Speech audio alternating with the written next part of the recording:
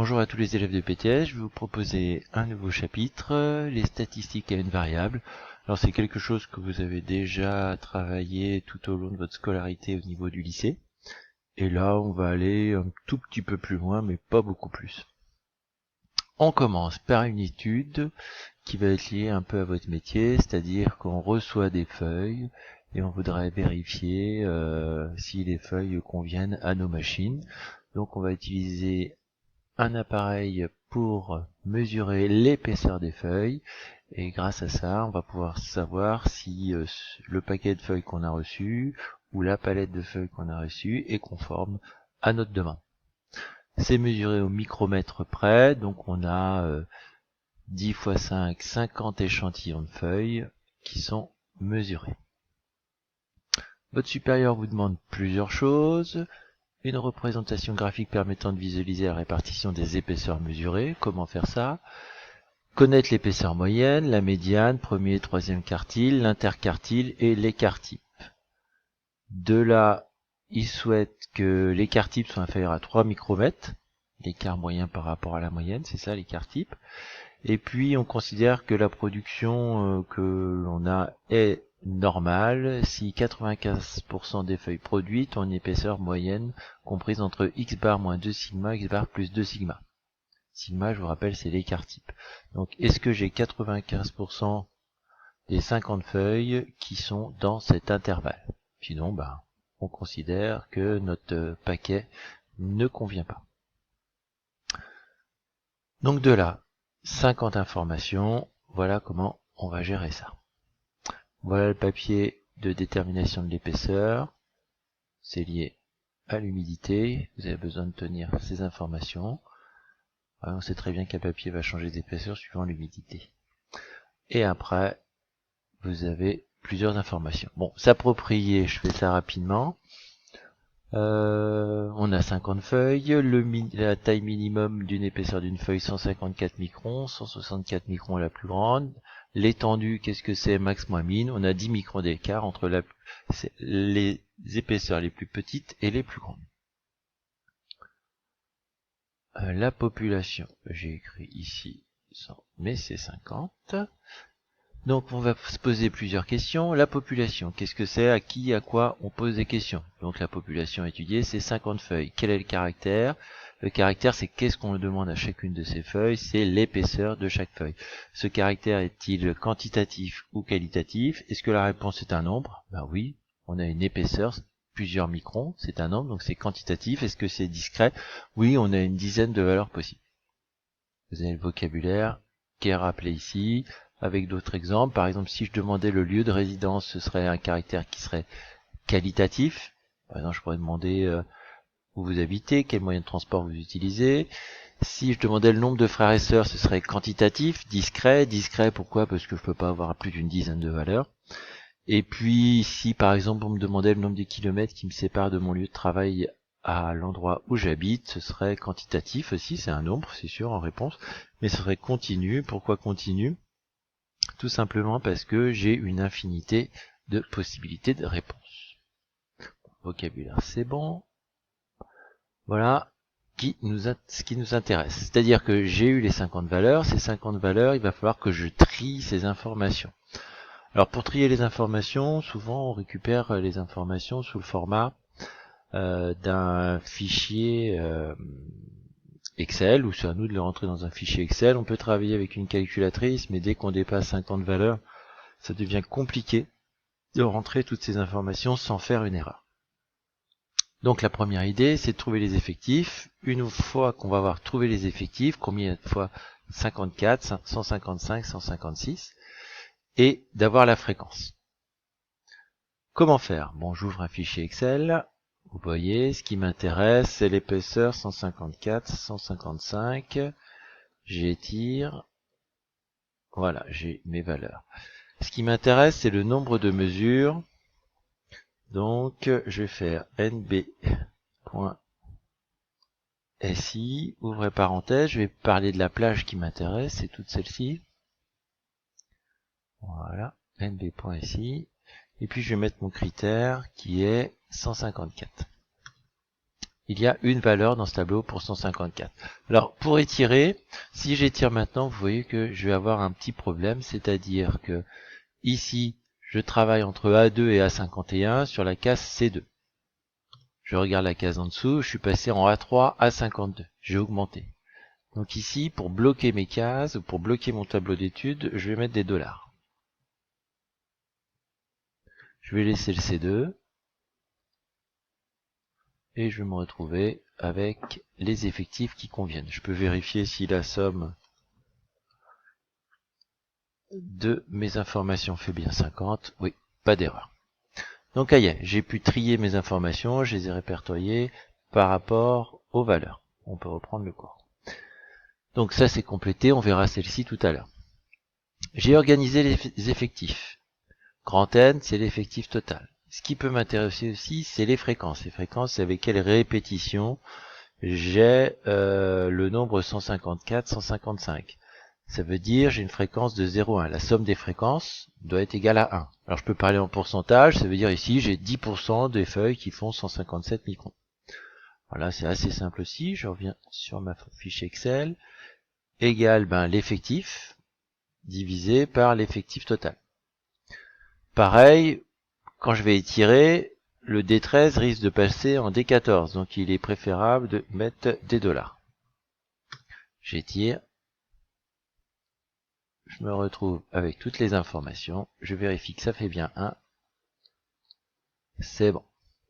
Donc je me retrouve avec les fréquences, les effectifs. C'est souvent les informations qui nous sont demandées. On peut faire en pourcentage et jusqu'à faire la même chose, mais x 100. On poursuit. On revient sur la partie cours.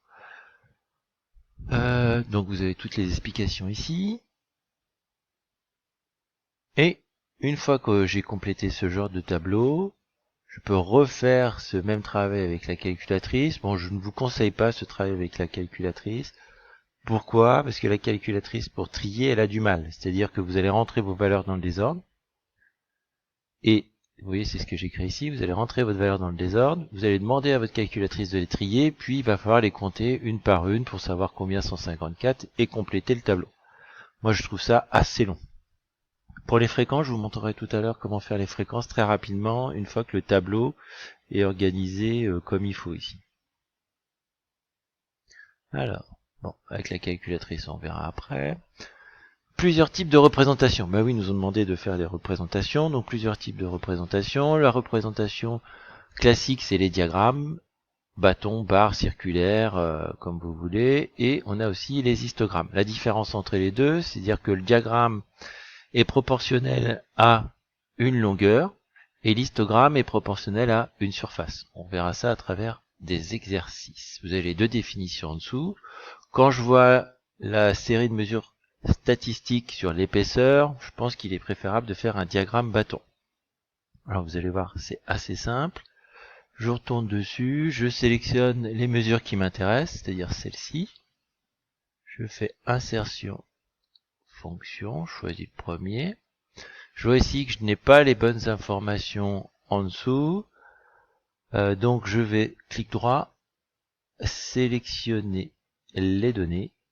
Et vous voyez ici, modifier l'étiquette horizontale, puisque c'est ça qui nous intéresse. Modifier, et je vais dire où je trouve l'étiquette horizontale. Elle est ici.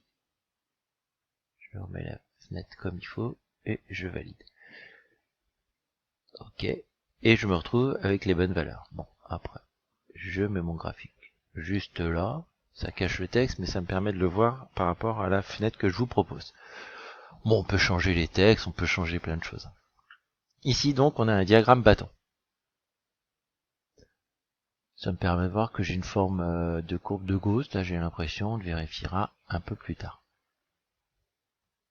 Une fois que j'ai fait ça, je retourne, c'est-à-dire que j'ai trié, j'ai trouvé les fréquences et fait une représentation graphique. On peut faire la même chose avec la calculatrice, je vous la montrerai dans une autre vidéo, dans la deuxième partie. Excel, on vient de le faire, et voilà. Puis après, plusieurs choses à faire, on a les moyennes de type classique, c'est-à-dire qu'on a deux types de moyennes. La première moyenne qu'on va retrouver, c'est x bar, c'est la somme des valeurs divisée par le nombre de valeurs. C'est-à-dire que quand je reprends ici, la moyenne que je peux faire, c'est j'additionne toutes ces valeurs et je divise par 50. Ou je peux utiliser ce genre de tableau, c'est-à-dire que j'ai 154 fois 1, plus 154 fois 2, plus 156 fois 4, et ainsi de suite. C'est-à-dire que je multiplie le xi par le ni, l'effectif par la valeur, et je divise par le nombre de valeurs qui est 50, et je vais retrouver la même médiane. Sauf que là, l'avantage, comme c'est trié, ça me permet de gagner du temps. Autre chose, la médiane. La médiane est une valeur notée MED. Qu'est-ce que c'est? C'est un indicateur de tendance centrale. Ça veut dire qu'il y a autant de valeurs inférieures à la médiane que de valeurs supérieures à la médiane. On va retrouver ça aussi sous le nom de quartile 2. En parlant de quartile, on a le premier quartile. En fait, quand je parle de quartile, je parle de quart, donc je parle de 25%. Donc 25% des valeurs sont inférieures au premier quartile, ou 75% des valeurs sont supérieures au premier quartile. Troisième quartile, 75%, donc 3 quarts, 75% des valeurs sont inférieures au troisième, ou 25% sont supérieures au troisième. L'interquartile peut être intéressant, puisque ça représente 50% des valeurs. J'ai enlevé les 25% les plus basses et 25% les plus hautes, et je me retrouve donc avec l'interquartile qui est Q3 moins Q1. Plus l'interquartile est petit, plus j'ai une série homogène. Plus l'interquartile est grand, plus j'ai une série hétérogène. À la place d'interquartile, souvent on va parler d'écart type. L'écart type, pour cela on a besoin de calculer la variance, et puis une fois qu'on a calculé la variance, je calcule la racine carrée de la variance. Qu'est-ce que c'est l'écart type? C'est l'écart moyen par rapport à la moyenne. C'est-à-dire que j'ai la moyenne, j'ai calculé les écarts entre chaque note et la moyenne, je les ai additionnés, j'ai divisé par le nombre de notes, et je retrouve cet écart moyen par rapport à la moyenne. Plus cet écart moyen est grand, plus la série est dispersée, donc hétérogène, plus cet écart est petit, plus la série est resserrée, donc j'ai une série homogène. Il me reste un dernier truc. Le mode ou classe modale. Le mode, qu'est-ce que c'est? C'est ce qui est à la mode, c'est-à-dire l'endroit où j'ai le plus d'informations identiques. Que je regarde mon tableau, ce qui est à la mode ici, c'est la valeur 159. C'est là où l'effectif est le plus grand. Il nous reste à retrouver ces valeurs-là. Je vous montre ça avec Excel. Et puis dans la deuxième partie, je vais vous montrer ça avec la calculatrice. Donc le minimum égale, tout simplement min, ouvrez parenthèse, et puis je sélectionne toute ma colonne. Voilà. Il me dit que le minimum c'est 154. Égale quartile 1, j'écris quartile. Quartile, ouvrez parenthèse, je donne les informations. Depuis le début, je sais que ça va de A1, A2 à A51, donc je vais écrire A2, 2.A 51.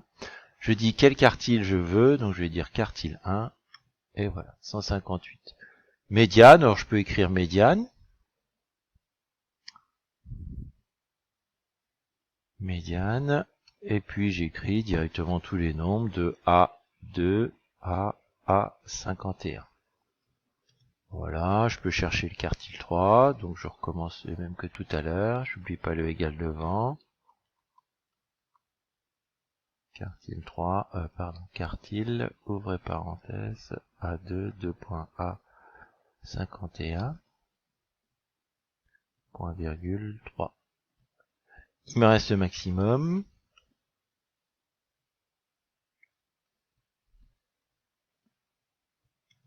La moyenne, même chose.